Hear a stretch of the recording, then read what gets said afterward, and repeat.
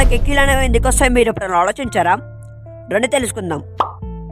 మన లంగ్స్ కింద ఉండే డయాఫ్రామ్ అనే పాడు తంతువు ఒకసారిగా కుందించినప్పుడు ఎక్కిళ్ళు వస్తాయి. ఎక్కువగా త్వరగా తినడం లేదా గాలితో నిండిన ఆహారం తీసుకోవడం వల్ల జరుగుతుంది. ఈ కుందింపుతో గాలి అకస్మాత్తుగా మన గొంతు వైపు వస్తుంది. అప్పుడు మన గొంతులోని వోకల్ కార్డ్స్ అనే భాగం వెంటనే మూసుకుంటుంది. ఇది హిక్ లాంటి శబ్దంతో కూడిన ఎక్కిళ్ళు ఉత్పత్తి చేస్తుంది. అందుకే మనకు ఎక్కిళ్ళు వస్తాయి.